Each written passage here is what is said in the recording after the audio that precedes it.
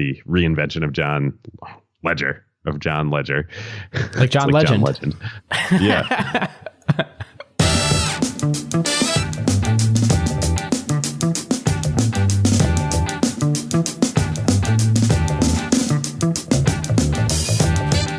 Welcome to Season 2, Episode 8 of Acquired, the podcast about technology acquisitions and IPOs. I'm Ben Gilbert. I'm David Rosenthal. And we are your hosts. Today we'll be diving into the recently announced, or should I say proposed but not regulator approved, Sprint T-Mobile merger. David, you're laughing. I'm laughing. Who knows what's real these days? This may be yet another episode where we cover an acquisition, much like the Broadcom-Qualcomm merger, that did not actually happen. And so only time will tell, but now seems like a really fun time to dive into the topic, hear the crazy stories of both of these companies dating back over a century, and dig into the genesis of where most of the technology that we use today really came together here in the Northwest, and specifically in Bellevue, Washington. Well, we'll have to dive in. David, don't give me your answer now. Wait till grading. But are we going from 4 carriers to 3 or from 2 carriers to 3? Well, we'll have to wait for that. But it's funny. In our last episode, in the PowerPoint episode, we were joking that they're like, in the 1980s, there were like 11 people who worked in technology, and who knew that there actually was a related industry that had even fewer people working in it. It turns out that telecom and the wireless industry in the 80s and 90s had like 6 people working in it. And as you alluded to, Ben, almost all of them were in Bellevue, Washington. It's true. Well, listeners, if this is your first episode and you like it, or if this is your 50th episode and you've been with us for a long time, we would love a review on Apple Podcasts. Really appreciate any time you could give to doing that. It helps us promote the show, to get great guests, and to justify the increasing amount of research that David and I seem to be obsessing over episode by episode.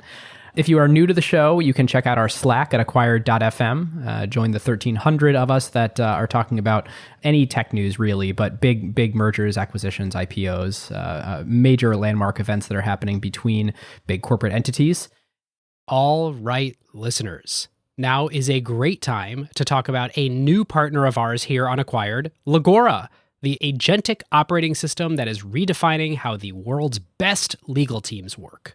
Yep, it's sort of obvious that AI is going to completely change the legal industry. I bet most of you listening have dropped a contract into some sort of AI chatbot out there. Legora took that insight and asked the question, what if you really built something with that power from the ground up for the legal industry? So the founders did exactly what great founders do: operate with obsessive customer focus.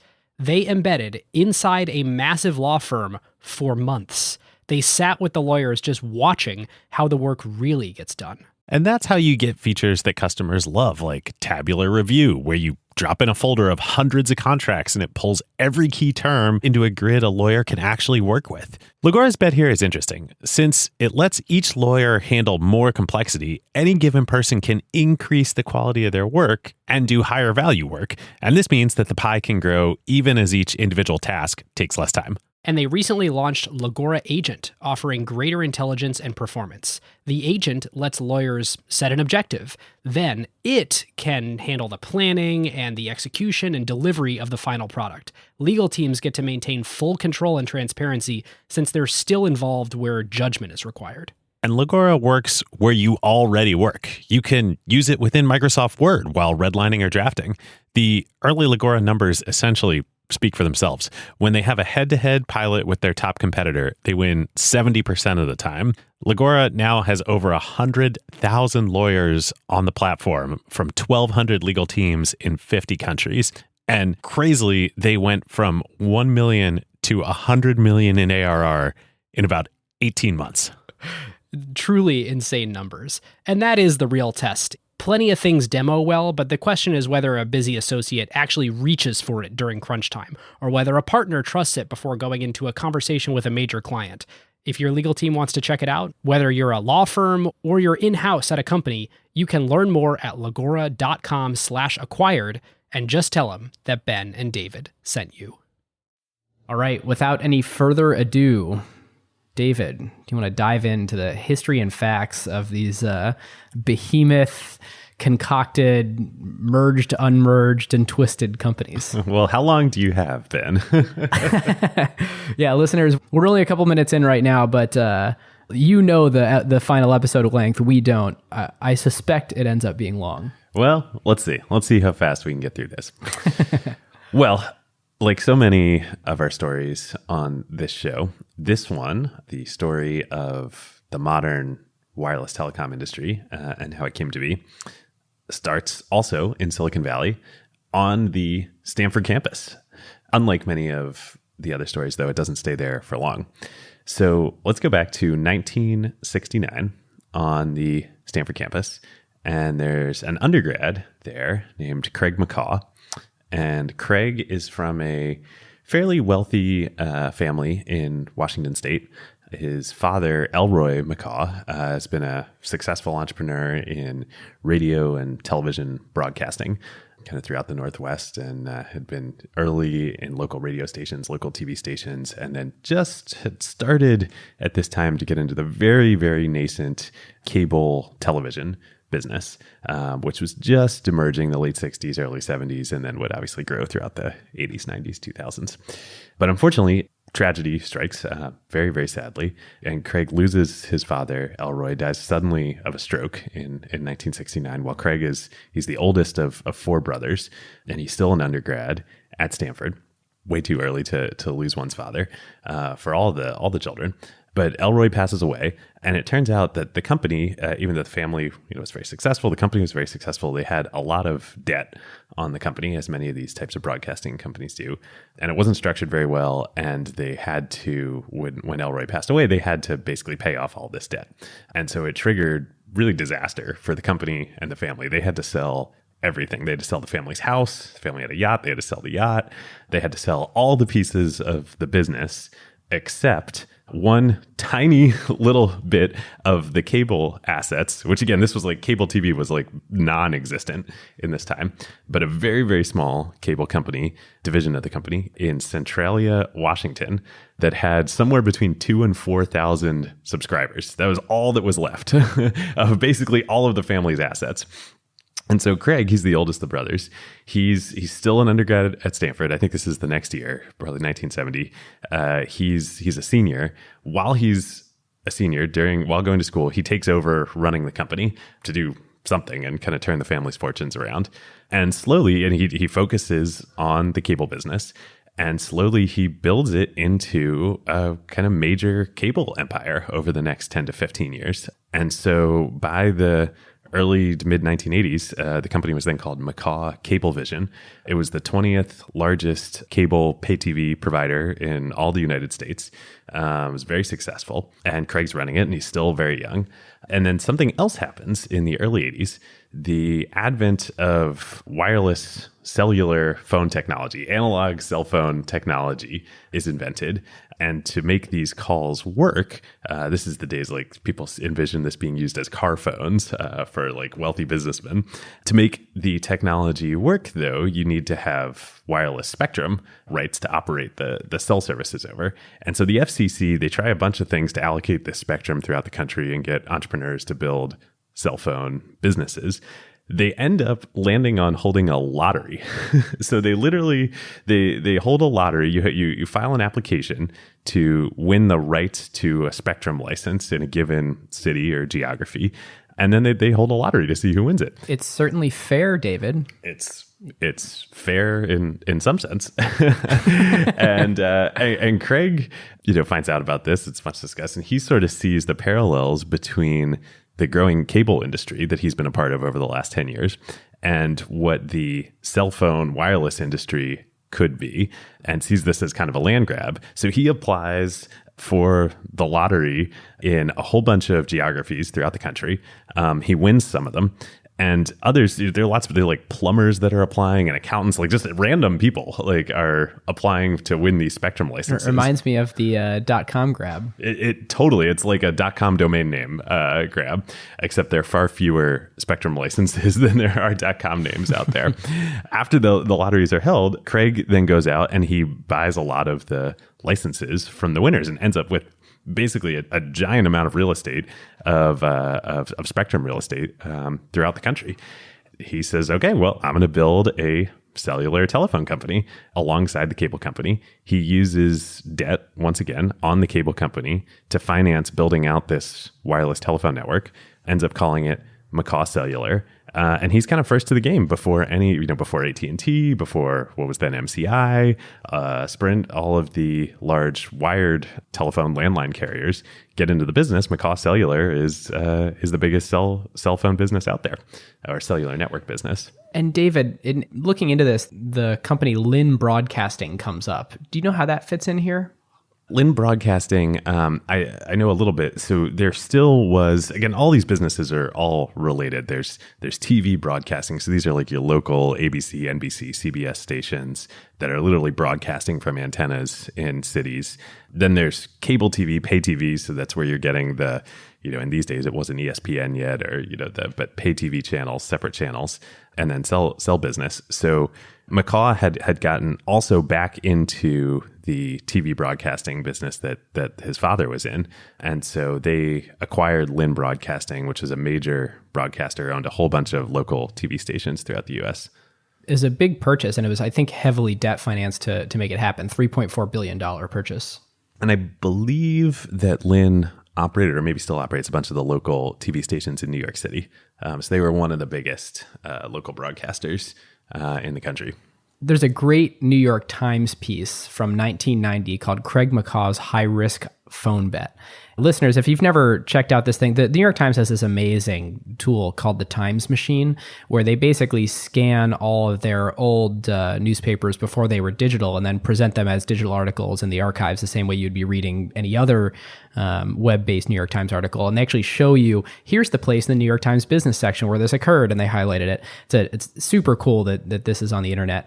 And there's a great line in this piece talking about the purchase of Lynn Broadcasting, the gamble to go and build out a cellular telephone network. And they say, essentially, Craig McCaw is betting that the public will want cellular phones. Today, about 1.5% of the population uses car phones or portable phones. The hope is that figure will rise to 14% in just a decade. This was 1990? 1990. Oh my gosh. 14%. I would assume it had to be higher than 14% by 2000. I mean, we hadn't seen like... I had a cell phone in 2000. I was in high school. Probably dramatically higher, but it is interesting how you wouldn't have forecasted that the majority of computing or personal computing would happen another decade later on that same form factor, on those same data networks.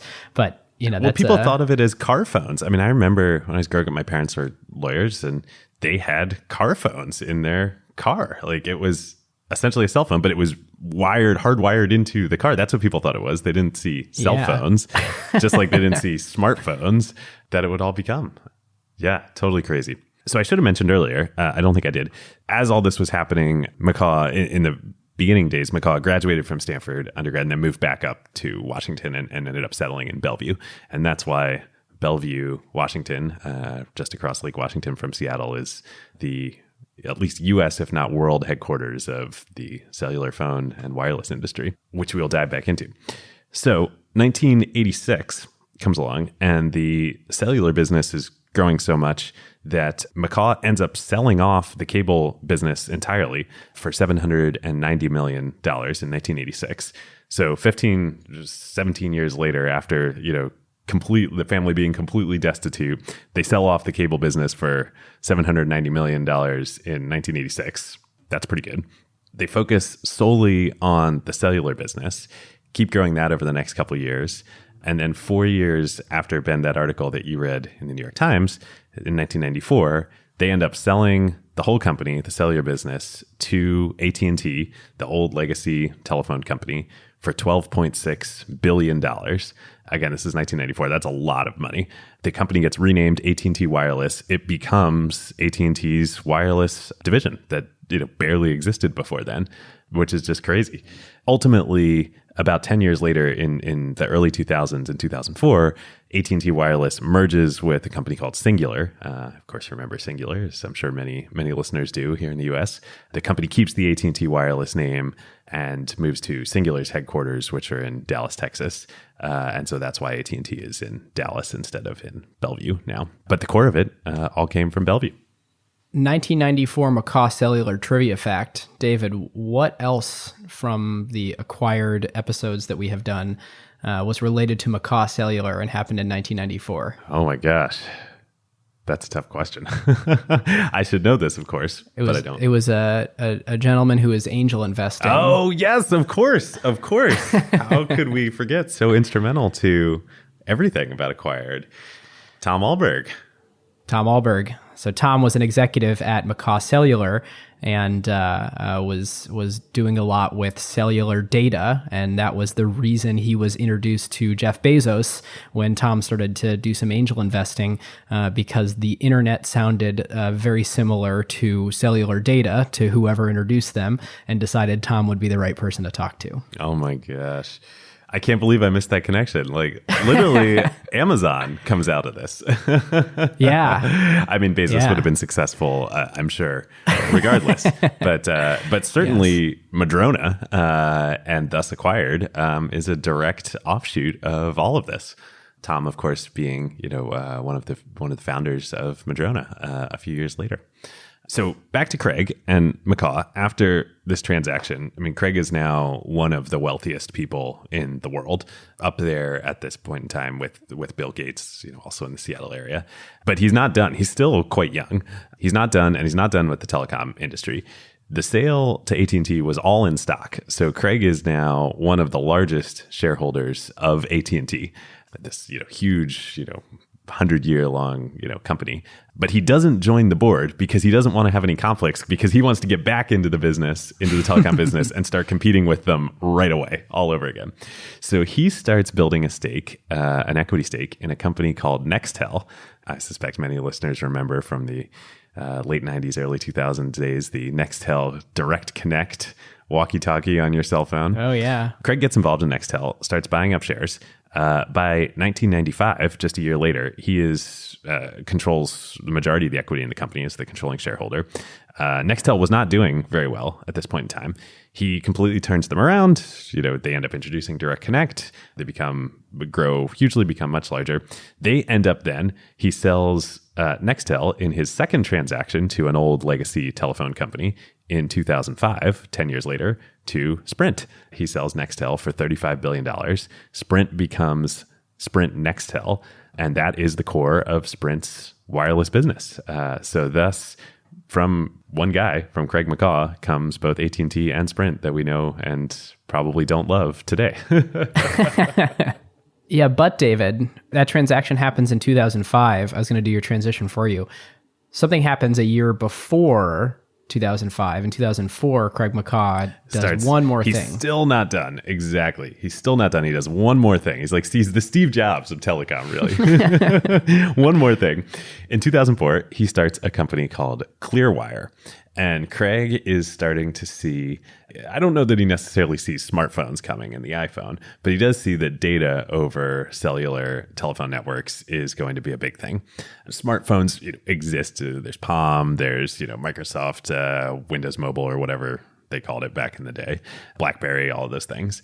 So he founds Clearwire, and Clearwire is essentially a wireless company, but instead of focusing on voice, it focuses on data.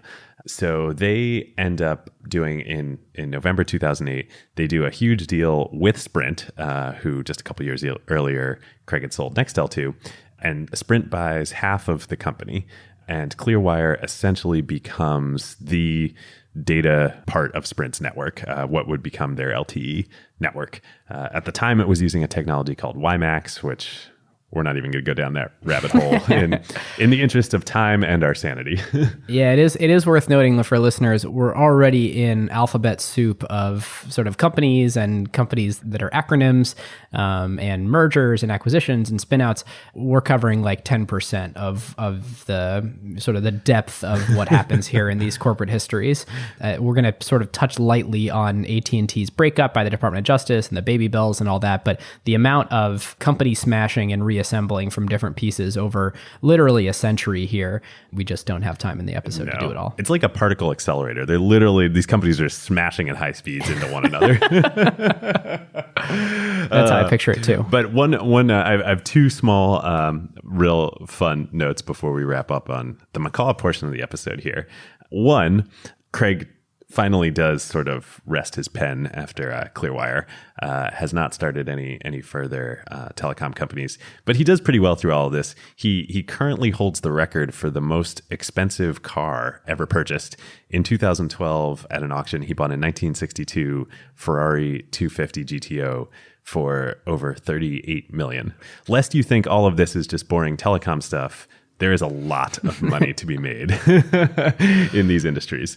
And we should say too, in addition to $38 million, historic sports cars, the McCaw family is also one of the most incredibly philanthropic families. McCaw Hall in Seattle, tons and tons of charitable organizations. I think much like Bill Gates, their legacy as a family they'll be remembered more for their philanthropic efforts than for the incredible industrial the value they created in industry. Basically, every arts organization in Seattle has the McCaw family to thank for their patronage, and as well as so many other organizations in Seattle and throughout the country and the world.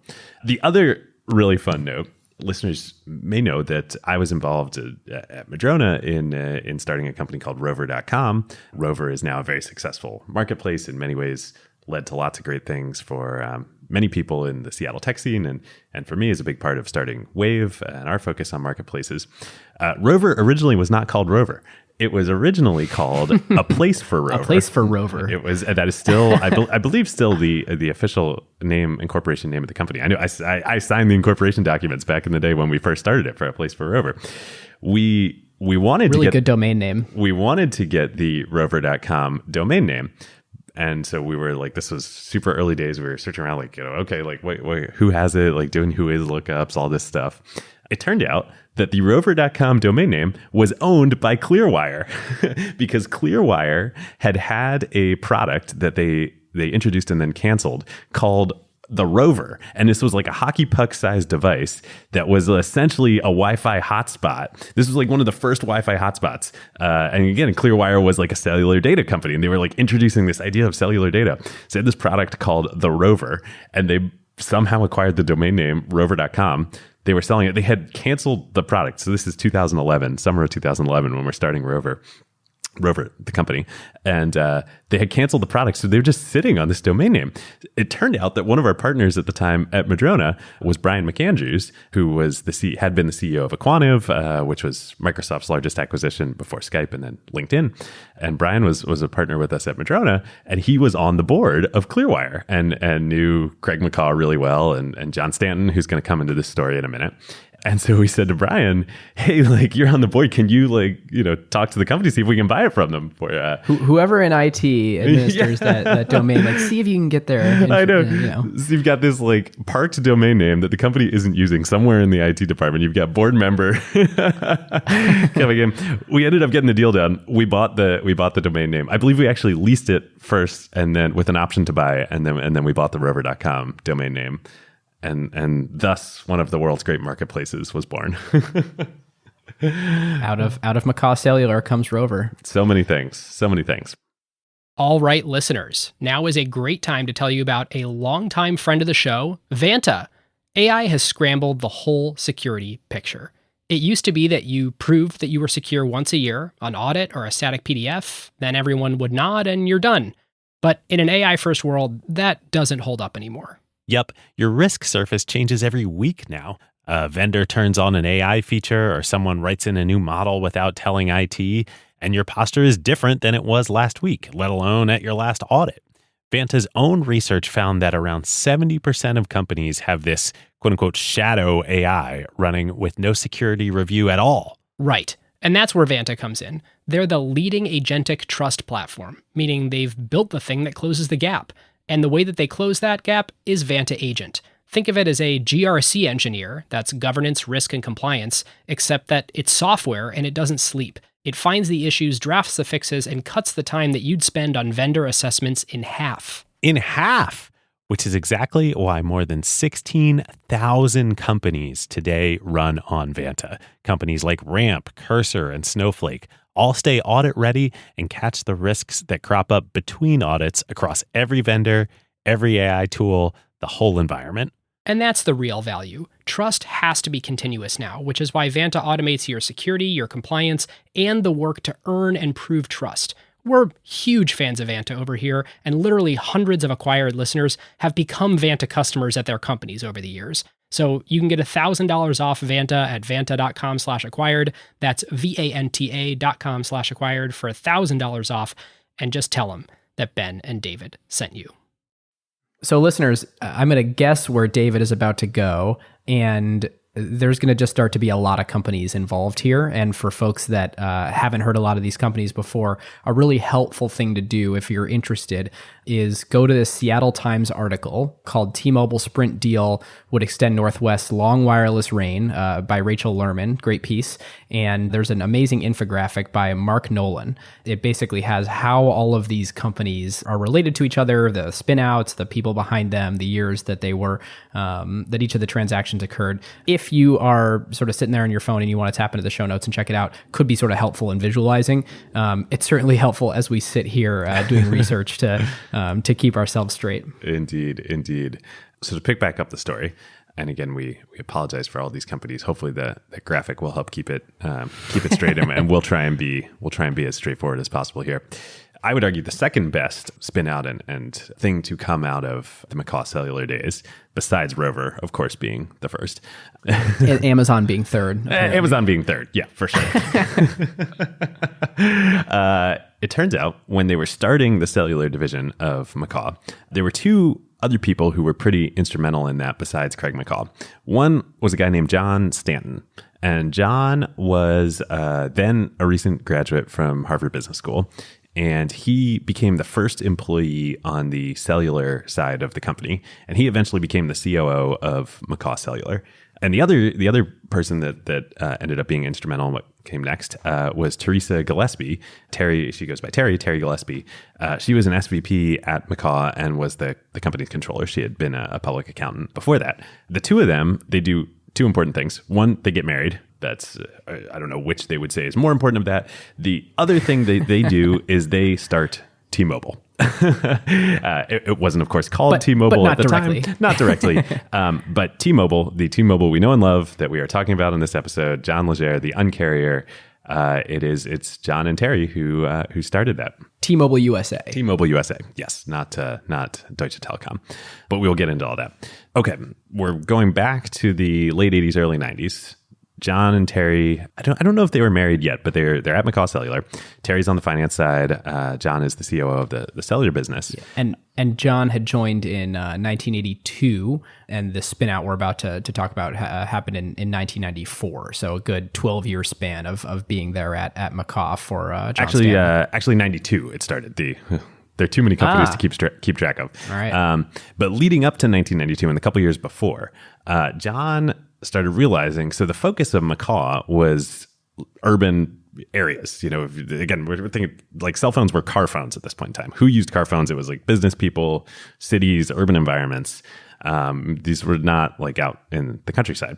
So there were all these Spectrum licenses that, McCaw owned some of them, but a lot of them were just ignored out in rural America.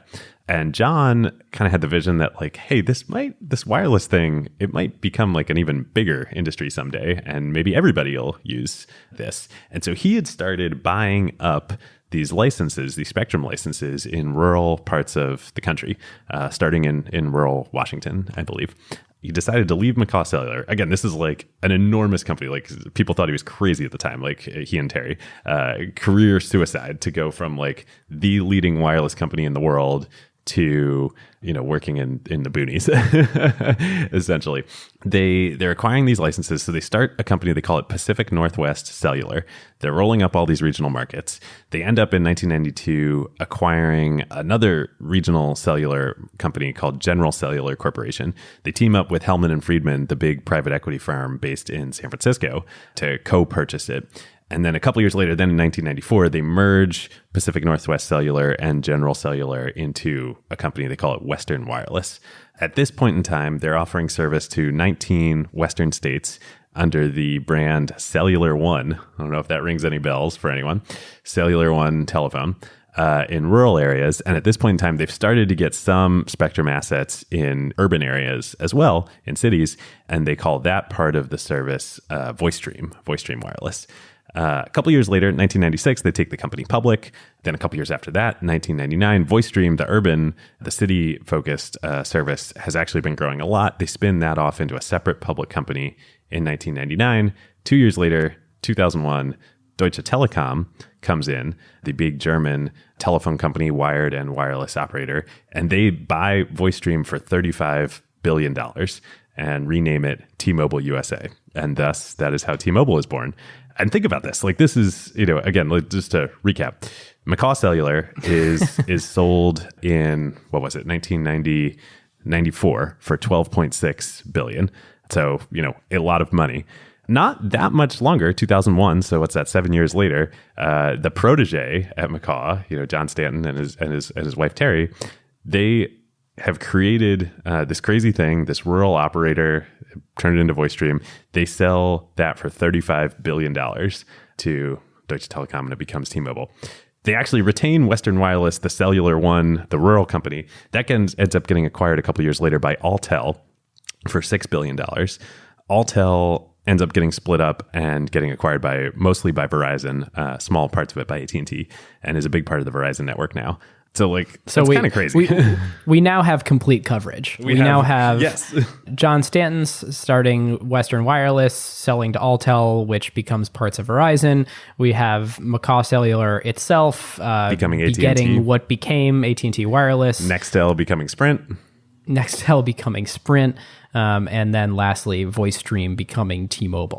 So we have one more event here, one more merger yet to cover that will be the real bulk of this episode. But yes. That is how we've gotten to where we are today. Well, I don't know if it'll be the bulk. This is, all this backstory is, I hope listeners, you've enjoyed it. Like, it's so fun. And it's fun for us being from Seattle and knowing a bunch of these people and all the people around it. So John and Terry, they do continue in the wireless industry. They started a company called Trilogy, which had owned many international wireless assets. And then these days, they've turned it into a venture investing firm based in Seattle. They also own the Seattle Mariners today. They do. They do. Incredible. And they are supportive and amazing investors in PSL and some of our companies too. Yep. So it all comes back home. Okay, let's fast forward a little bit. The industry basically operates at steady state. From our point of view, there are like 57 mergers and acquisitions that happen that we're not even I can't even keep track of all of them. But basically, this is the state of play. You have AT&T and Verizon, which are the two largest carriers in the U.S. You have Sprint, which was Nextel, is the third largest. And then you have the new T-Mobile, formerly VoiceStream, owned by Deutsche Telekom. That is the fourth largest carrier in the U.S. at this point. And sort of any of those, the one that's actually breaking the steady state and is sort of doing all sorts of amazing disruptive things to steal share pretty much exclusively from... Not yet. From Sprint, but we'll get to that. They're stealing, some share. They're doing some stuff, but actually, it's kind of sad. I mean, they're owned by this super conservative German telecom company. The first decade really from the VoiceStream acquisition through the first decade of T-Mobile USA is it's okay. But we fast forward, March 2011, AT&T announces a deal that they're going to buy T-Mobile USA. Deutsche Telekom's like, all right, this hasn't worked out quite as we thought. We didn't become the dominant carrier in the US. Let's cut our losses. They're going to sell T-Mobile to AT&T for $39 billion. So $4 billion more than they paid for it in 2001. but at least they're going to get out of the game, cut their losses. And this is going to reunite essentially the McCaw and Stanton and Gillespie branches of the Bellevue, Seattle telecom empires. It's all going to be reunited under one company. It's going to be by far the largest wireless carrier in the U.S., and that was its downfall because the U.S. government and the antitrust regulators were like, nope. They're like, wait, AT&T is going to become the most dominant telephone provider to all of the U.S. We've heard this story before. We've heard this story before. We don't like it. Despite Bell Labs and everything great that came out of that, no. The government says no. It doesn't actually end up getting rejected by, they don't go so far as to actually block the deal, but the companies realize it's not going to happen. They call off the merger. Yeah, they indicate that it would be a bad idea for you guys to stop doing the paperwork. Yeah, good idea to stop doing the paperwork. Yeah. So December 2011, the T-Mobile and AT&T call off the merger. And T-Mobile is like in a serious bind now. So the deal fell through. They're a distant fourth place behind Sprint and like way, way behind AT&T and Verizon. The company is like flatlined. It basically, things suck. Morale is terrible. So 2012, this was December 2011, they call off the merger. 2012, they do two things. First, they merge with Metro PCS, which was, I think, the fifth or sixth place carrier in the US. So that gives them a little bit more scale, a little bit more coverage. Because remember, coverage is super important. At this point, national coverage is really important. People use their smartphones. We're in the smartphone era. Everywhere, all the time, they travel. If you only get data in your home city and not when you're traveling, that sucks. And I think Metro PCS unlocked new addressable market for them in terms of like market segment, because it was the pay-as-you-go, it was the sort of lower cost carrier. They could get their infrastructure and coverage, and then also sort of a new segment of people that were able to use the broader merged infrastructure also. Yep, totally. And we're not even going to get, I'm not going to go anywhere near cellular standards. We talked about that on the Qualcomm Broadcom episode. Listeners, if you care, you can go somewhere else. It's important technically, but we're not even going to go there. Okay. Metro PCS was a public company. As a result of the merger, the Metro PCS shareholders own 26% of the combined entity. So Deutsche Telekom now owns, 74% of the company, and then 26% is publicly traded on the U.S. stock markets. Okay, that's one. The other thing they do is they bring in a new CEO to turn around the company after, this disastrous falling through of the merger. And they find really boring, non-polarizing, run-of-the-mill CEO. Yes. Yes, that was the plan. So they bring on a turnaround expert, a guy who has just sold a company called Global Crossing. We're not going to get into Global Crossing. It's like the most boring wired telecom conference bridge corporate telecom company you can imagine. The CEO of it had taken over to turn around the company from bankruptcy, ended up selling it, leading it to an acquisition, a $3 billion acquisition the year before in 2011. So like, great, this guy turned them around. He saved it, went from 0 to 3 billion. Hopefully we can do the same. Let's bring him on, see what he can do here. This is a guy who, before Global Crossing, he had been an executive in the telecom industry at AT&T for almost 20 years. He'd also worked at Dell, so he had a little bit of, you could argue device, sensibility at that point in time. This was like relatively early days of smartphone time, 2012, 2013, whatever. Great, let's bring him in. What's his name again? His name is John Ledger, whatever, some dude, telecom guy. He's got cool hair. He's got long hair. He didn't used to have long hair, but then after, I don't know if he had that at the time. No, he didn't. I mean, he was like a telecom CEO. He had he was like totally buttoned up. But then after he led to the exit of Global Crossing. He sort of like didn't know what to do with his life. He talks about this, and he's like, he bought a Ferrari. He grew his hair long. Whatever. He comes back in. Deutsche Telekom. Again, big German corporate conservative company. They think they're getting like the turnaround CEO here. So John starts as CEO in the fall of 2012 of T-Mobile. And what is the first thing he do? He's from the telecom industry, but he doesn't know a lot about wireless. He's from the corporate wired side of things. So he's like, well, I'm going to learn about what customers think about this company. I'm going to start listening into customer service calls, like literally people calling to complain about their, cell phone carrier. So he spends the first couple months doing this, and he's just like aghast. He's like, oh my God, this is, I have never heard such vitriol and anger and angst and hatred being spewed from our customers at us about how much they hate us and they hate the industry and they hate carriers and they hate all this stuff. And he's just like, whoa, what have I got myself into? A couple months go by, he's doing this. It's January 2013 at CES in Las Vegas. And CES is, in the US, there's Mobile World Congress in Barcelona internationally, but in the US, CES is typically, at this point in time at least, where both Android manufacturers and cell phone carriers would launch all their new products and services and whatnot. And so John, this is going to be his first keynote address as CEO of T-Mobile at CES in Vegas 2013. So he goes, they're all scheduled. All the T-Mobile execs are there. It's got this whole thing. It's, it's a keynote. And it's the night before at the hotel suite. And John's there and he's talking with the execs or the other senior execs. And he's like, well, what should I wear? What should I wear at this keynote? Now, to be fair, this is how the story is told today. Who knows what the reality is? But he's like, what should I wear? And one of the other execs is like, well, I think if you want to look cool these days, you wear a t-shirt under your suit jacket. That's cool, right? And like, okay, so they start riffing on that.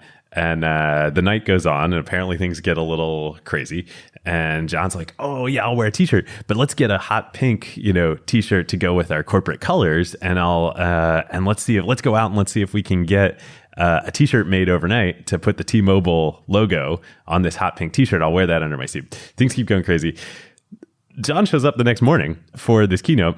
Not only is he wearing a t-shirt under his suit jacket, he's got a suit jacket on, he's got his sleeves rolled up, he's got a Yankees hat on, and he's got a massive silver chain around his neck and a bunch of like braid bracelets on his wrist. And so he shows up. We'll link to video of this for the keynote in the show notes. It's just amazing. So there are all these other T-Mobile like senior execs, they're in their like super button-up suits. A bunch of them are European. They came from Germany, like all this stuff. And John's there and he looks like, I don't know. I don't even know what to, like somebody trying to impersonate 50 Cent. Like, it's like, what's that? Like, how do you do, fellow children? Yeah, exactly. It's amazing. So, there's literally this moment, again, we'll link to it in the video. All the other execs are standing in a circle around him as he's giving his keynote. And I guess I don't know. Like there are articles about this afterwards. Apparently he goes off script and makes all this up on the spot. Whether this was all planned, we don't know.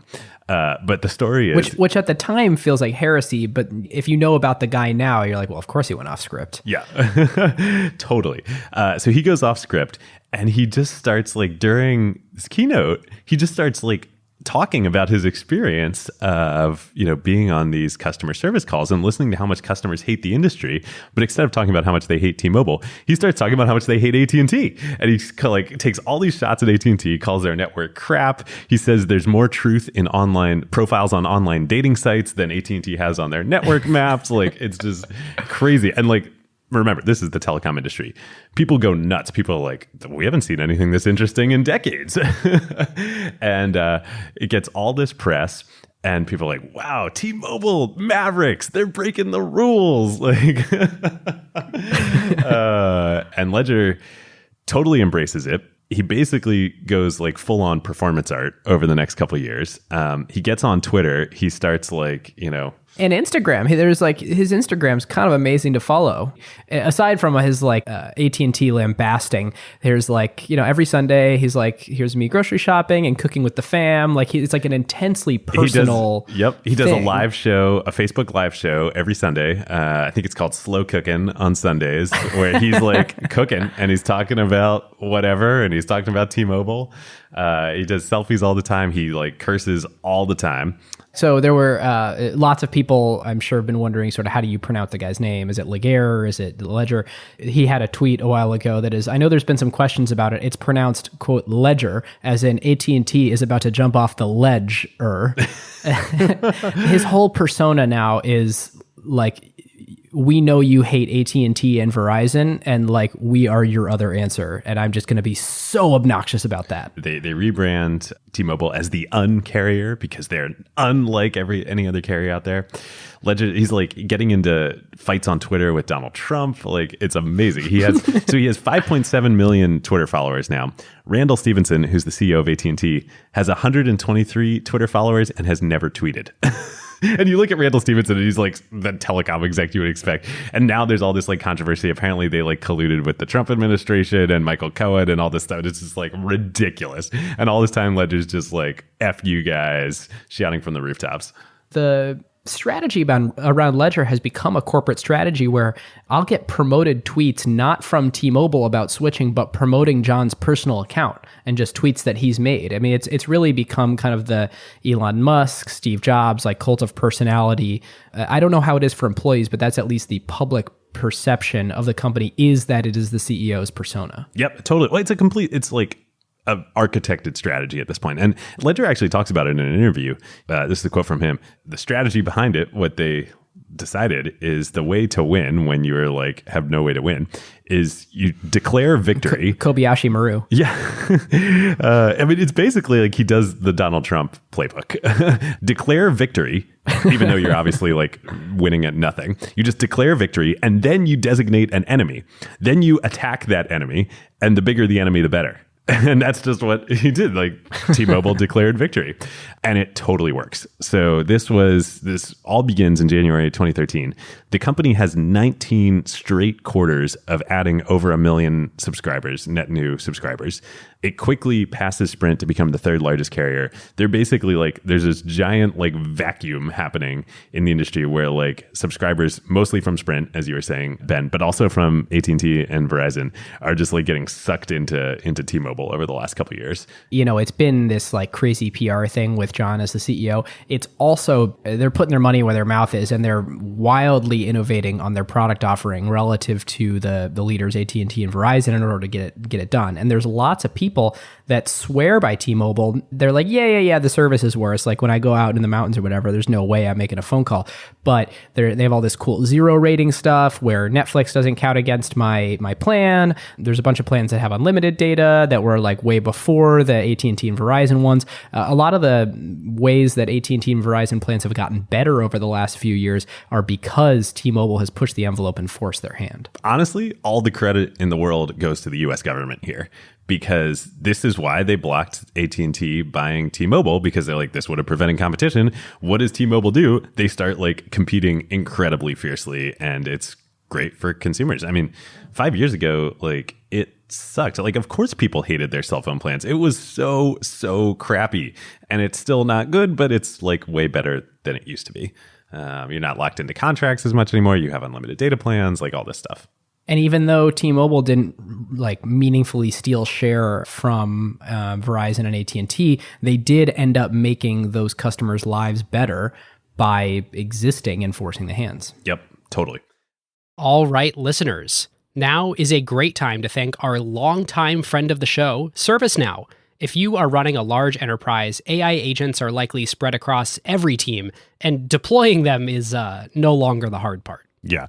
The hard part is knowing what permissions they have, what employees are using them for, or what decisions AI is making. AI security for an enterprise at scale is not a small concern. Like, the risks are real. Exactly. And the challenge with AI is governing it, securing it, measuring it, and making sure that it actually delivers value. That is why ServiceNow built the AI Control Tower. Yep. AI Control Tower gives enterprises a single place to see, manage, govern, and optimize AI across the entire business. And it works with any AI, not just theirs. Every device on your network, every permission across every system, every AI agent visible and secure in one place. And ServiceNow can do this because they've spent more than 20 years building the operational backbone of the enterprise, the workflows, governance, approvals, security controls, and institutional knowledge that power how work actually gets done across IT, HR, customer service, finance, and security. ServiceNow already runs more than 100 billion workflows annually and trillions of transactions for more than 85% of the Fortune 500. So when companies need a place to govern AI at enterprise scale, they're building on on a platform at the center of how their business already operates. And in a future that isn't going to be one AI, it's going to be thousands of AI agents working across every function of the company. But the question is, who's managing them all? So if you're trying to turn AI ambition into real business outcomes and make it work safely, securely, at scale, go check out servicenow.com/acquired and tell them that Ben and David sent you. Okay, one more piece, and then we're going to wrap it up, is that right around the same time that T-Mobile is transforming itself and Ledger's is joining, this is late 2012, early 2013, there emerges another figure in the industry here, one we've talked about in this season, and quite a force unto himself, and that is Masayoshi Son and SoftBank. So this is pre-Vision Fund. This is SoftBank itself and Masa through the company. Remember, SoftBank is the largest mobile carrier in Japan and has investments all around the world in mobile carriers. They decide they want to enter the US market and they want to buy Sprint. And so they end up getting into a bidding war with Dish Network, the satellite television provider, because all this is converging. Like, it always has been. It's broadcasting and cable and telephone and wireless. It's all the same, or it's all the same business dynamics. They end up winning the bidding war with Dish Network. They buy 78% of Sprint in July 2013 for $21.6 billion. And the best part about this bidding war with Dish is that SoftBank makes the offer to acquire Sprint. Dish Network then announced a higher offer to acquire Sprint Nextel at that point, which they then decide to retract so that they can focus on buying none other than Clearwire, which they also retract, and then Clearwire gets bought by Sprint as well. The drama is just too much. I can't handle all the drama. I thought telecom was going to be the most boring thing. There's so much drama, it's boring. I think it's boring because I just can't handle this drama. It's too much. One quick aside, because we would be remiss to cover all this without covering this fun bit of history. Sprint, back before Nextel, when it acquired, Craig McCaw's second act and became the wireless company, Sprint was a landline telephone operator. They were third behind AT&T, of course, and the Bells being one, and then MCI, and then Sprint. Sprint, the landline company, started as the Brown Telephone Company in 1899 in Abilene, Kansas, eventually became the Southern Pacific Communications Corporation. They didn't like that name. They decided they need a new name, so they run an internal naming contest. And so they were the Southern Pacific Communication Company, and it was actually the Southern Pacific part of it comes from the fact that they were part of the Southern Pacific Rail. Like when you think about American history, like the South Pacific Rail, or formerly known as the Southern Pacific Transportation Company, there was a judicial decision that made it so that they could start providing long distance telephone service because they had a right-of-way where their railroads were. So it only made sense that you need an ability to communicate along those lines for you and for your company to operate. And so they were actually using microwave communications that were lined up along the side of the railway in order to communicate back and forth between their cities. And so they had this internal communication network that in the early 70s, they decided after this ExecuNet 2 decision, they could actually decide, hey, we'll lay fiber optic cables because we own that land, we have that right of way, or at least if we don't own the land, we have the right to sort of lease it and use it. And so then they were able to actually open up that internal network to other people, which really circumvented the AT&T's monopoly on public telephony and offered this other option as it's a B2B company. Like, hey, you corporation, do you want to use this private line that we run between cities that we buried a wire next to our railroad? Like, thinking about that infrastructure is completely nuts. It's totally nuts.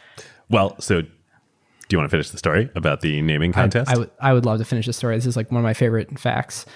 And I've mentioned it to friends and some listeners of the show. Like, I can't believe this is a thing.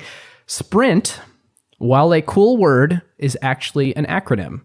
And the contest that David was referring to, the naming contest for what would be better than Southern, SPC or the Southern Pacific Communications Company, is Sprint, the Southern Pacific Railroad Internal Network Communications. Internal Network Telecommunications. Telecommunications. Yes, got to get the T in there.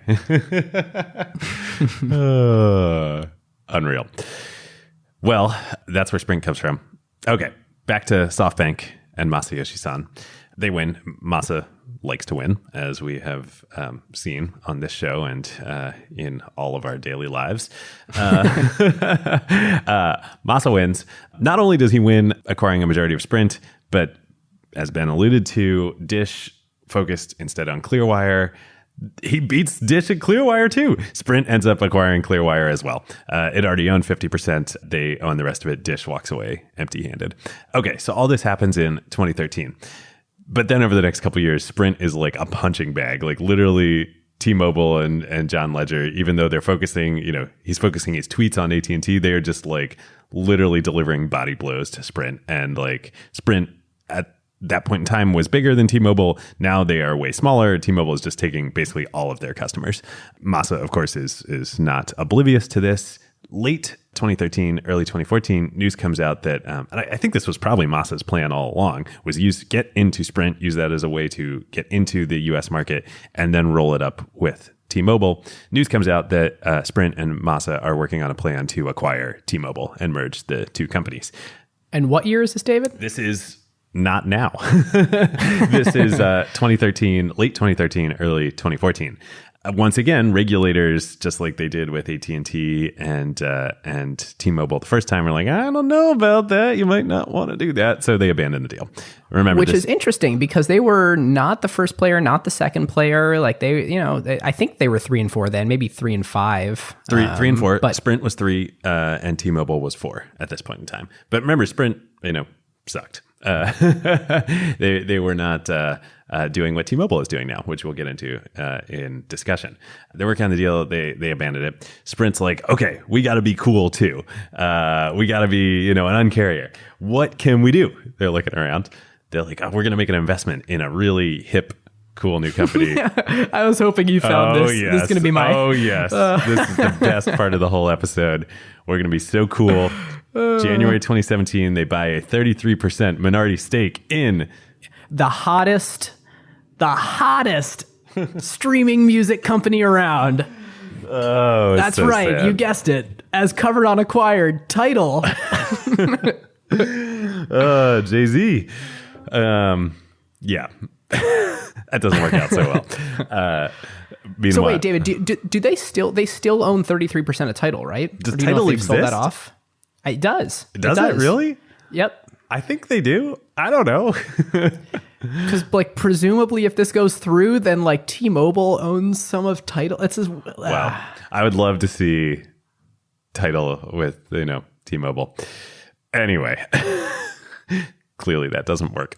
So now that was January 2017. By mid 2017, SoftBank and Masa are just literally, fist palming, face palming, maybe fist palm, maybe literally bashing themselves in the head. Like, this is not working. Sprint sucks. How are we going to, rationalize all this? They're like, okay, if we can't acquire T-Mobile, maybe we'll sell Sprint to you. By the way, as an aside, yeah, you can stream J-Lo featuring DJ Khaled and Cardi B right now on Tidal. Oh, that actually sounds pretty. I would like to listen to that. Wow. Cardi B is awesome, by the way. Okay, so SoftBank, they're trying to sell. He's like, I'm going to sell Sprint to Deutsche Telekom, to the parent company who still owns 70 some odd % of T-Mobile. This is great. I'm going to sell Sprint to Deutsche Telekom. They can't agree on price. Get the deal done. Finally now, a couple weeks ago, April 29th, 2018, they take a new tack. Clearly, John Ledger, the boring turnaround CEO, he's won. He's the man. We just got to have him do this. T-Mobile and Sprint they've announced that they're going to merge directly. So whereas before it was Sprint was going to buy T-Mobile, then it was SoftBank was going to sell Sprint to Deutsche Telekom. Again, leaving T-Mobile kind of, they would get merged, but nope, T-Mobile wins. T-Mobile is going to be the combined company. It's going to be based in Bellevue. John Ledger is going to remain the CEO. I mean, they are essentially taking over Sprint. Deutsche Telekom will have a 42% stake in the combined company. SoftBank will have a 27% stake. The rest will be publicly traded. Masa will be on the board. I love that it's billed as a merger when it's 9.75 Sprint shares for every one T-Mobile share. No. Well, I mean, there's shares because the share price, that share counts don't matter. But clearly T-Mobile is taking over the company here. The enterprise value of the deal, so this includes debt in addition to the equity, values Sprint at $59 billion and $146 billion for the combined company, so $87 billion for T-Mobile. Whew. And there we have it. As we alluded to in the beginning of the show and talked about throughout, who knows if this is actually going to happen? This is the third time that 2 of the 4 major U.S. telecom wireless carriers have tried to merge. The government blocked it the first time with AT&T and T-Mobile, and then was going to the second time when Sprint was going to buy T-Mobile. Why is it going to be different this time is the question. It was these exact companies and their exact market positions. But it was Sprint acquiring T-Mobile. Different administration. Sure. It was a different administration. I mean, T-Mobile is a majority foreign-owned company. So you have a majority foreign-owned company also is Sprint buying, owned by SoftBank. Right, buying another majority foreign-owned company. So you could make an argument like, well, it's not really an overseas business buying an American business. So it's more like a foreign subsidiary buying another foreign subsidiary. So at least that's not going to set off the alarm bells that, an American company being owned by someone overseas, that sort of transaction would set off. The company is very confident that this thing is going to happen, and they've released lots and lots of materials. It's actually pretty hilarious if you go and look at their T-Mobile's investor relations site. Like, the press release is completely over the top. It's like hilarious. For folks who've written a press release, like the type of language that you put in there, this is like John Ledger writing a press release. It's like, here's all the great reasons why this is amazing for everyone, including people looking for jobs. We're going to create so many jobs. Also, our shareholders should be happy because there's economies of scale. And you're like, wait. Those things, say again how this is going to create jobs while you're, deduplicating a lot of your infrastructure. So it's almost to the point where like they're selling so hard that this is good for everyone in America, no matter what position that you're in, that they may even open themselves to like the risk of people being like, wait, what? This makes no sense at all. Well, and the headline of the press release, the headline is T-Mobile and Sprint to combine, accelerating 5G innovation. Okay. And increasing competition. Wait, what? You're literally taking 2 competitors and you're merging them, and then you're saying that's going to increase competition? But actually, I mean, I think where I come out on this, why would it be different this time? I actually think that is the kernel of it, which is that the last time it was Sprint, which sucked, buying T-Mobile. So it's like, okay, you're going to go from, 3 sucky and 1 sort of now some interesting consumer option to just 3 sucky ones. Now you're going from 3 sucky and 1 like, really interesting to a bigger, really interesting one. So I think the thesis is like, now we can compete head on with AT&T and Verizon with our Un-carrier strategy. Yes. I don't know. So I buy your logic. Here is the explanation from the T-Mobile press release. This isn't a case of going from 4 to 3 companies. There are now at least 7 or 8 big competitors in this converging market. And in 5G, we'll go from 0 to 1. Like, we're going to be the only 5G company. That's thin. And this like 7 or 8 big competitors thing is like, well, I mean, you guys are merging for a reason. Like, it doesn't feel like anyone else is really a competitor other than those 2. Yeah. Well, they're increasing competition because before the merger, there were 4 companies. It's going down to 3, but they're creating 4 new competitors out of thin air. I was going through this. I was trying to figure out like, who are the other 3 or 4? I think that they're arguing that it's like, to our point earlier in the show, that all of these businesses are related, that it's like Comcast and it's, Dish Network and, well, DirecTV is part of AT&T now, so they can't claim that. But it's that there's going to be a convergence between television companies and satellite companies and wireless carriers. I don't know. I mean, they're probably right. Where I net out is in a similar place to where you net out, that like there's so much cost associated with building and maintaining the infrastructure necessary to be a wireless quote unquote telephone provider these days, that you need to be of a sufficient scale in order to do that, and neither T-Mobile or Sprint are. So I buy the argument that we're going from 2 to 3, particularly with the 5G build out coming. I just think in many ways, T-Mobile may have sold past the close. On the other hand, though, I mean, like, you need to sell hard because obviously the the government blocked it. But it was a different administration blocked it before. But all right. It is actually, so I want to say a couple more quick things. So there is a website. You can go to allfor5g.com. They've actually stood up a public-facing website of that's basically a PR campaign to appeal to regulators. For folks who have been making pitch decks for startups, like there's kind of an amazing allegory. If you go look at this investor.tmobile.com, creating a robust competition in the 5G era. It's a slide deck that violates all the rules of what you should do to pitch your startup company to VCs. But it's very like in true John Ledger style, it's incredibly direct and very like flamboyant about how great they are. So like the first slide of any substance, the title is highly compelling combination.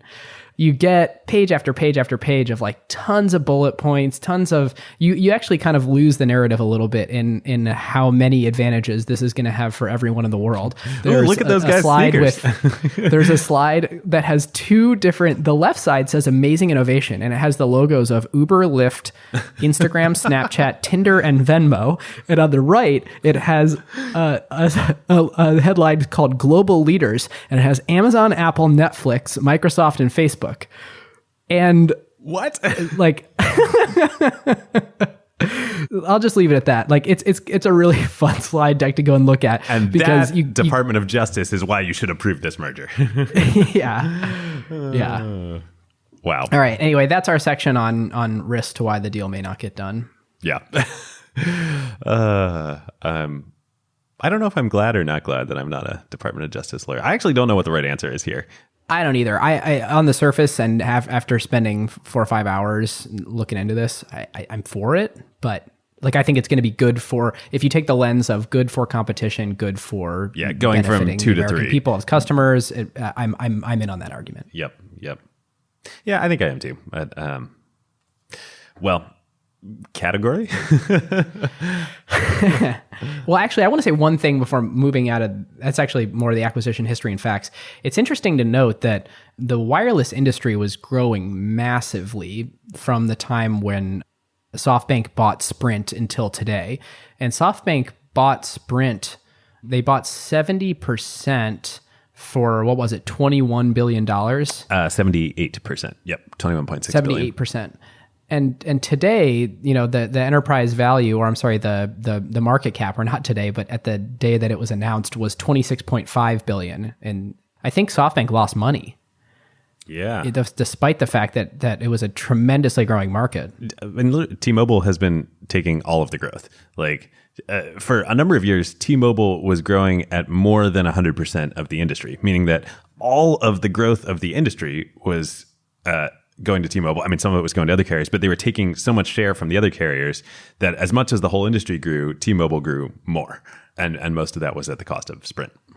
In acquisition category, I'm trying to remember how we categorize Zillow, Trulia, and Alaska Virgin, because it's in that same category of consolidation. For folks who are new to the show, usually we say people, technology, business line, asset, or other.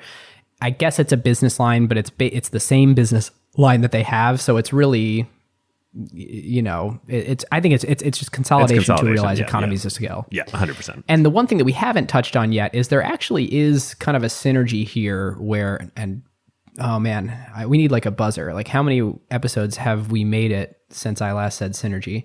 I hope a lot. But there actually is something that makes a lot of sense here. And that's that the unfinalized 5G network spec, there's a lot of sort of things that may be 5G. So when people are talking about 5G, we don't yet quite know what it is. And it's not just adding one more G. Like, it's a very different thing. We neither are qualified to nor have the time to go into all the technical things here. But basically, people believe that the 5G network is going to require a lot more antennas. So it's going to be a very expensive build out. You're going to see it somewhere sort of all over cities, that it's going to require a much higher, I believe it's a much higher wavelength. Let me look this up real quick. A much higher frequency spectrum. So T-Mobile has lots of spectrum in the 600 megahertz range where they operate now. You're going to need a much higher frequency spectrum in order to deploy the 5G networks. Guess who has that from the Clearwire acquisition? It's Sprint. So Sprint actually has Craig McCaw strikes again.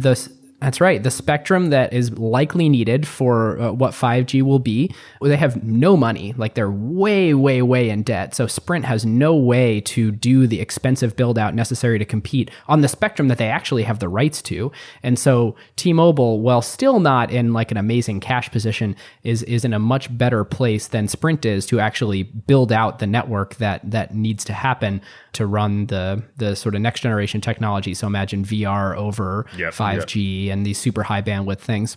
So there is something that makes lots of sense of, hey, you guys, Sprint, have this asset, but lots of debt. We're in a decent financial position and are a growth company. Bring that over here, we'll develop it, and then we can really compete.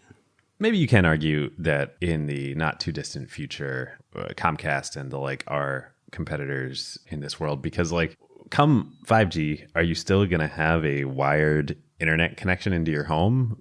Probably not, right? It's just more convenient. Like, why would you do this? Is it going to go the way of the landline, right? Like, if all of the video content, television, and faster internet is just why would you run a wire into your home and have a thing? Just have your wireless devices, right? Like, who needs Wi-Fi if you get? It depends the speed, man. I love my gigabit connection. Oh, totally right. But what if you get that over wireless? Yeah, and that's the thing. I don't know enough about 5G of what that will look like yet. Yeah, me neither. Or how far away it is. Yeah. So, yeah, totally consolidation for the business line.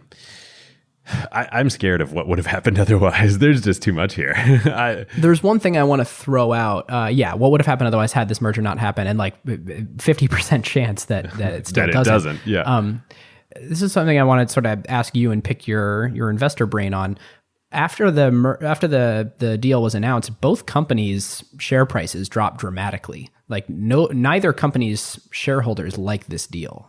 And so that it's interesting that they can announce a merger that's going to have a certain enterprise value that places a value on Sprint at that's based on their current market cap. Their market cap has dropped. And as they are working the deal out. So sort of how does that work? What happens? What does it signal about the shareholders of those companies? Does it mean that they shouldn't do the deal or that they can't do the deal because there's not enough? I don't know.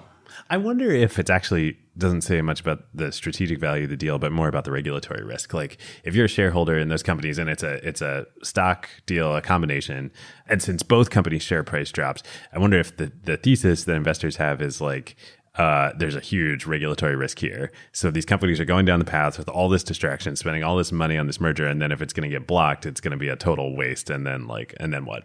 And I think I remember reading, I could be wrong here, but I think I remember reading somewhere that there is not a large breakup fee associated with the deal because there was in the past, and that was one of the reasons why the government was against the deal, because they were like, well, clearly you think there's a lot of risk here because you have this huge breakup fee. And I believe there's not this time. And so essentially the value of that breakup fee is what is supposed to guard against this from a shareholder perspective. And if there is no breakup fee, then like you're assuming a lot of risk to the deal not getting done because of regulatory issues. I could be completely wrong on all this, but I think that might be what's going on. Oh, I like that hypothesis. And to put some numbers behind it, T-Mobile's share price went from $64 before it was announced down to $56, and Sprint's went from the high value of $6.50 down to $5.10. So, what matters there is the market cap. So current market caps of both companies are $47 billion for T-Mobile and $20 billion for Sprint, but that doesn't include the debt for either, right? Right, which is massive. Like we should also say, like it's worth touching on for these companies. I did a little math earlier. Sprint's total current liabilities and long term debt is $42 billion, and T-Mobile's is $24 billion. Oh wow! So T-Mobile is much better capitalized. With what did you say their market cap is? Like 40 something. 47.7. Okay, so 47. $1 billion market cap equity value versus 20 something billion in debt. 24. Whereas Sprint is probably more debt than equity, right? Yes. Yeah. So there you have it. Well, do tech themes? Yeah, let's do it. One of them is how much 5G is talked about in the reason for this combination. and it's something that's it's not locked, and it's not fully known what is going to be necessary, and it's talked about for a business reason for this to happen long before it's going to be fully built out and available for customers. And like we've just seen this before with 3G, with LTE. Like it was this like nebulous, unclear thing until it wasn't. And there was like always a 3 or 4 year period where there was business hype around it, and reasons why certain carriers were going to be in a bebetter position than other carriers sort of before it was actually a thing. And it's just, like I've been trying to tamp my expectations around what 5G is going to be so far, just because I feel like I've seen this movie before. On the other hand, though, like, yeah, I agree. Like, there's so much hype, it's overblown, all this stuff. But like, think about our data networks now versus like 2008 or 2010 or 2012. Like, I don't really think about or care when I go off Wi-Fi on my phone and I can still do everything. That was not the case back then, at least in the US. That was not the case. My main tech team is, I was trying to think about like, what is up with this industry and these businesses? And like, people don't pay a lot of attention to it. It's super boring. Hopefully you guys found the episode interesting. We had fun researching it at least.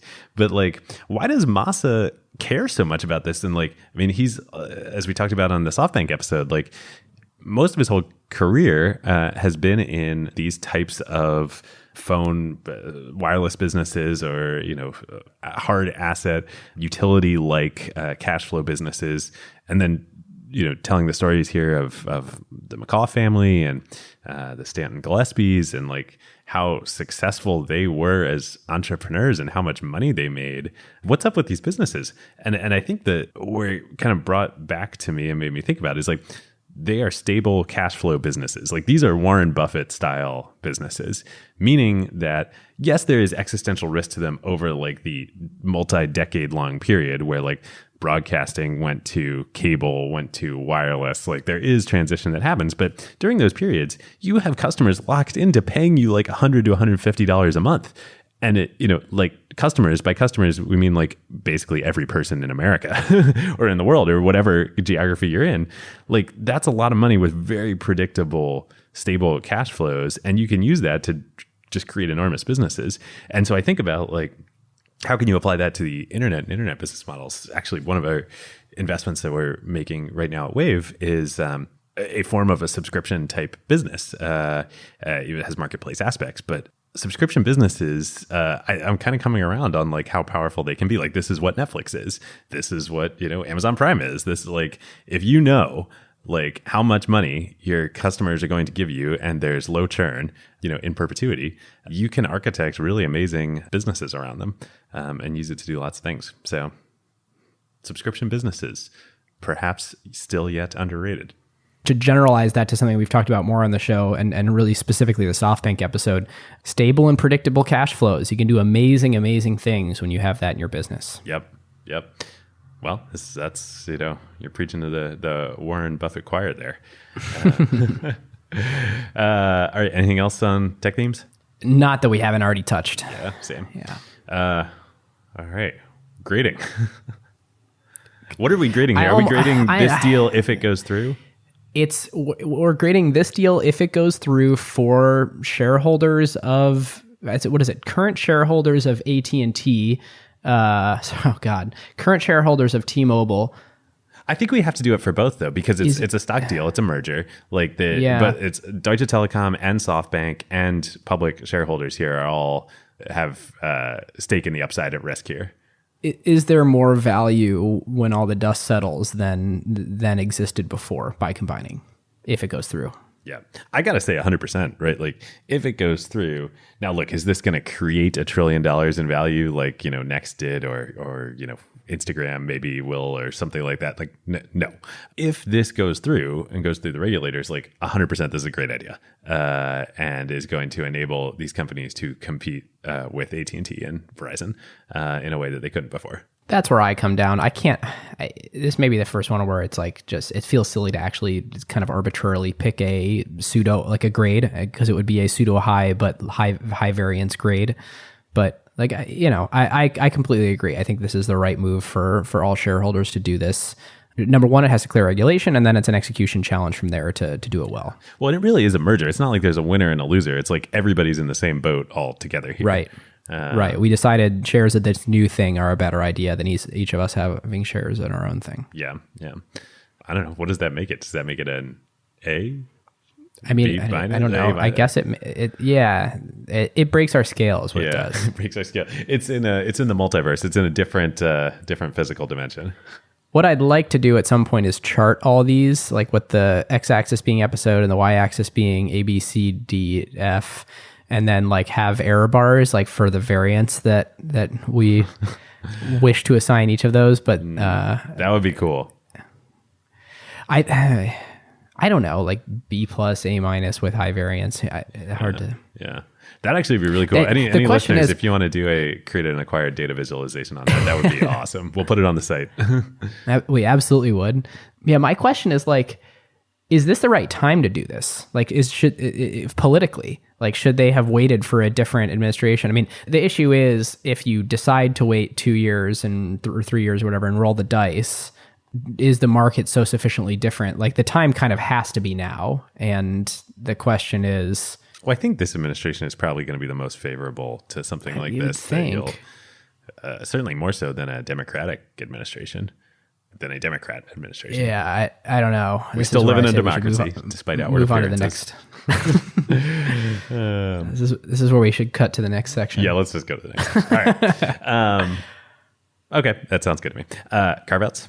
Yeah, there was an awesome podcast episode with Andrew Chen of andrewchen.co, the amazing growth marketer who formerly was growth at Uber and now is a general partner at Andreessen Horowitz as of about a month ago. He was on Intercom's podcast, and Intercom has a great podcast on growth, and Andrew is kind of the foremost thinker on this and was there at the early days of what is growth hacking and helping to define it and figure out that in a large organization you can have a growth team that really sits between product and marketing, that is really thinking about what are intrinsic things we could do to the product that would make us acquire users better and cheaper and have sort of that viral growth rather than going and spending on advertising. And he talks a lot about sort of strategies at Dropbox where that was done. The thing people always think about is that, you know, get free space by getting someone to sign up, but how so much more of it actually came from being able to share folders because that was an intrinsic tweak to the product that made it more inherently viral. And cites a bunch of different other examples of similar things and what he looks for in B2B companies being able to leverage sort of consumer style network effects both within and outside of companies. The big overarching point that he's making is that growth marketing is really about frontier technology and being a person who learns how to harness a frontier technology before it all turns into crap. And eventually all acquisition channels turn into crap. And how fast can you figure out what the new frontier tech is and harness that to be able to create something that spreads virally on that fits a person's need in a really perfect way. And it's just a really good, it's not long, it's like a half hour or something, but really good framing. Anybody who's listening to this podcast really doesn't care about long episodes anyway, but it's a really good framing of what is growth marketing, what should I be looking for in trying to create the next product that grows like wildfire, and what technologies and platforms do I need to be paying attention to now, because none of the old tricks will work anymore. And that's the way it's always been. It's just a matter of the cycle of when new tricks shift to old. Yeah, that's actually a really good point. Like, it is like a law of nature. Like all acquisition channels turn into crap at some decay rate. You know, we talk like Spotify, you know, growing on the back of the Facebook network, or, you know, whatever, what have you, Instagram growing on Twitter. It's ultimately an exploit that's like novel at first, and then people get sick of whatever you're doing to them. Airbnb growing on Craigslist. You know, they're so I think about the scooter companies and the bike companies like growing on having your thing on the sidewalk. Like, you know, yes, he points that out. They ask him what's your favorite onboarding tactic recently, and he was like non-software ones, like the onboarding tactic of one, seeing green bikes everywhere, and two, seeing people having fun on them every time I pass them. Like, that's the best onboarding ever. Yeah, it's great. But it's not going to work forever. At a certain point, there's going to be so much crap on the sidewalk that cities are going to legislate it out, or people are just not going to care anymore. Sidewalks are going to look like my app screen, like my home screen. Yeah, remember home screen real estate was like a growth tactic for a while, and then people were like, no more apps on my home screen. All right. My Carve Out, also a podcast, a whole podcast series, not an episode, a podcast itself, the 996 podcast. This is great. So it's done by Zara Zhang and Hans Tung at GGV Capital, which is a really, really great VC firm and investor, both in the US and China. They do cross-border US and China and are in some of the largest Chinese internet companies early and great companies here in the US.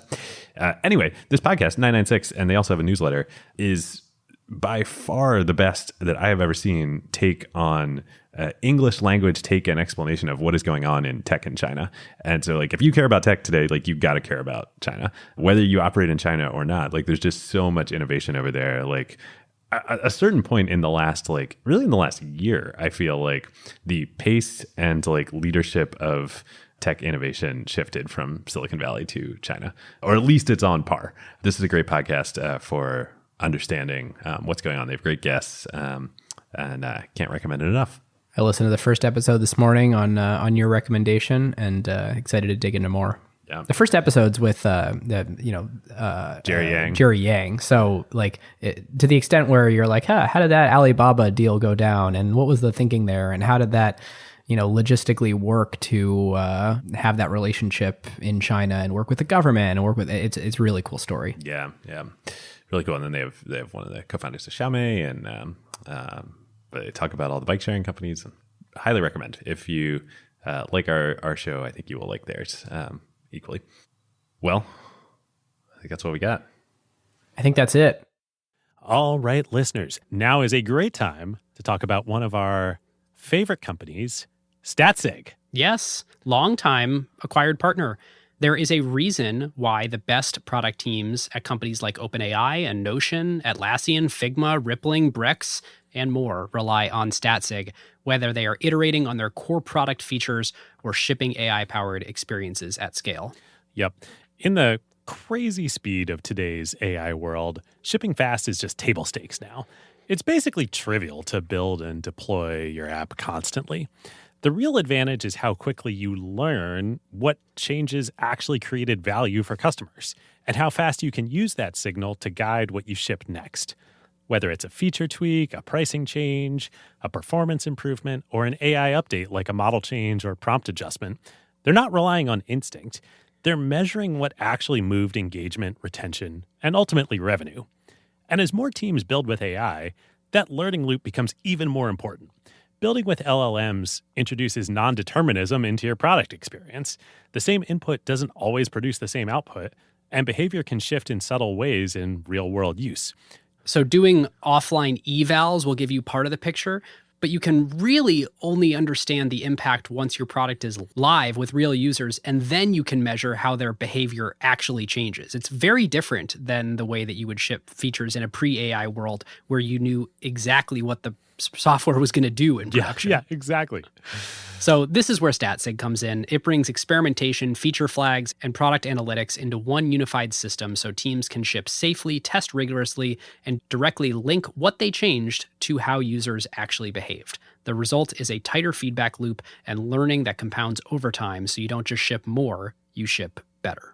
So if you want to make learning your competitive advantage, whether you're building new AI experiences or just evolving your existing core product, go to statsig.com/acquired to get started.